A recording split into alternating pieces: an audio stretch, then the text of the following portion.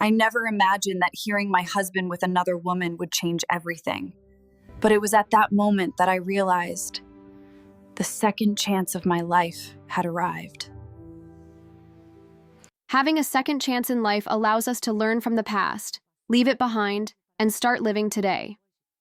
It lets us change direction and create a new reality. Life is marked by changes, which is why second chances are of utmost importance. We are all in constant evolution. That is why I invite you to hear Ingrid's story. What she discovered over time was the beginning of her new life. The struggle to continue or to give up was complicated. She had never suffered so much just to open her eyes. The smells of cleaning and the unfamiliar silence felt strange at that moment. Until, in the midst of indecision, she heard a voice she recognized as familiar. She thought for a few seconds and said to herself, "Heitor, I miss my companion. If only I had the strength to get up, but I don't know why I feel so weak." After all, loneliness was no longer a problem. Her heart ached suddenly in her chest. It was about her husband, the one she wanted to find and embrace again, to affirm that she was happy with him. When she slowly opened her eyes, she noticed that there were no people around, only monitors, cables, and medical equipment.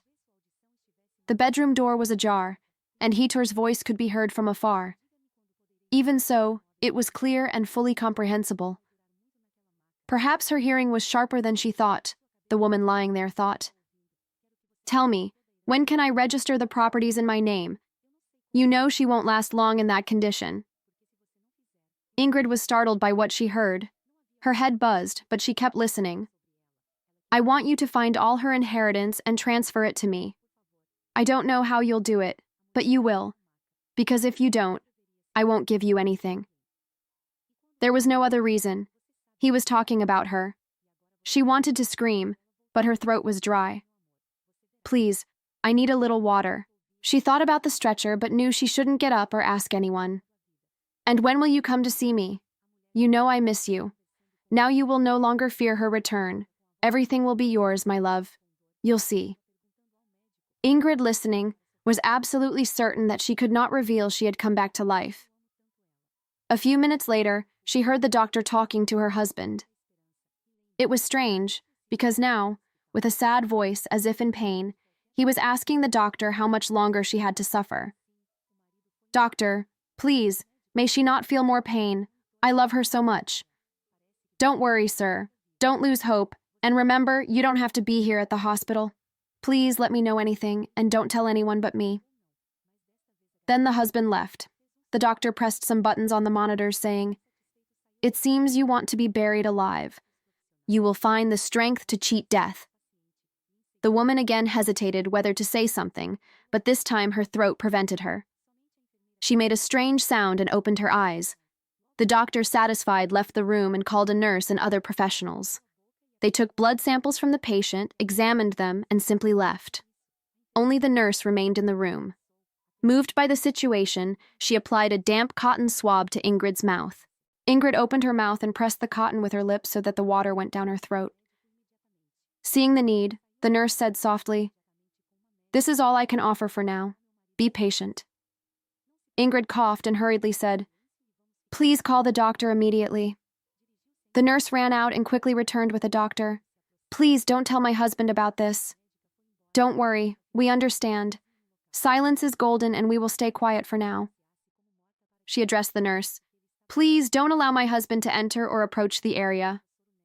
After that, the doctor left, and the nurse was alone again. At that moment, Ingrid asked her to announce her as dead so her husband would think he was a widower. The nurse smiled while injecting her with saline. For now, Ingrid would only be fed through the IV. In her mind, her husband's words continued to echo. How could he have had an affair when she had always dedicated herself to the home? The inheritance she received and the companies she had established were all for the family's advancement. Her husband and his family had never suffered. They always lived as they pleased. If only she could go home, she would tell the whole truth. She swore she would never leave a single cent behind. A few days later, she began to feel better. During a visit, the doctor said to her, "I see you are doing very well, Ingrid. How do you feel?" "Physically fine, although the pain of that conversation opened up when I heard my husband with a mistress trying to take all my wealth. The doctor held her hand, giving comfort. You will be fine. There's no need to feel shame. You know I can't hide the fact that you came back to life for a long time. Tomorrow they will transfer you to another room, and you'll have to face him, face to face. But I still don't have the strength. It irritates me. How could my husband, with whom I shared so much, speak of me like that? Be unfaithful for so long?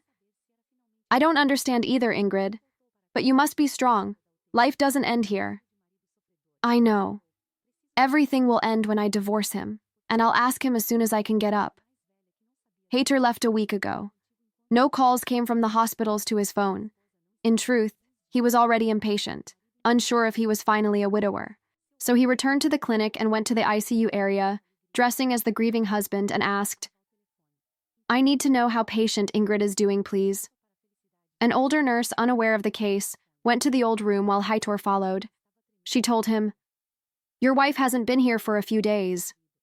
The husband interrupted, wanting to know more.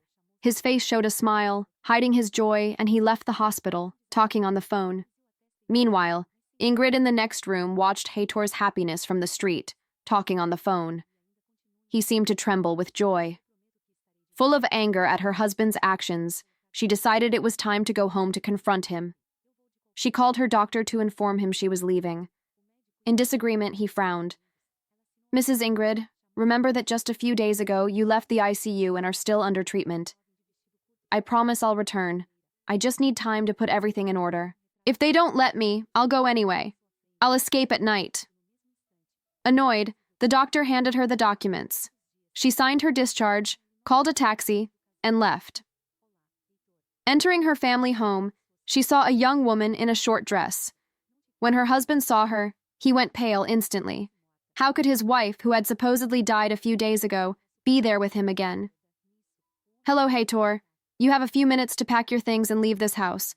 I don't want you here anymore. But my love, I thought you were dead. You don't know how I suffered or what I had to endure to survive your loss. The man began to cry. Stop lying to me with those fake tears. You didn't miss me. Immediately, you found someone to enjoy my inheritance and money. Go away, Ingrid called the guards, who removed her ex and his lover from the house. Moments later, she had all the locks changed and told the guards to keep anyone out until she returned. She went back to the hospital to continue treatment. A few weeks later, she tried to stay as relaxed as possible to help her body recover. Once discharged, she filed for divorce due to infidelity. Her husband asked for half of all marital assets, but the judge ruled he was only entitled to half of the house. Ingrid put her half of the property up for sale, and her ex-husband agreed, wanting to leave everything behind. She realized men like him, who lied for years, weren't worth her time. She returned to the hospital to thank her doctor for opening her eyes at the exact moment she needed to continue her life. The doctor accepted Ingrid's invitation. A few years later, the two adults got married, and she fulfilled her dream of finally having a family. Her businesses continued, and she even opened a new medical company. Remember, absolutely everyone deserves a second chance in life. Finally, we've reached the end of the story. If you enjoyed it, subscribe for new videos. Thank you so much.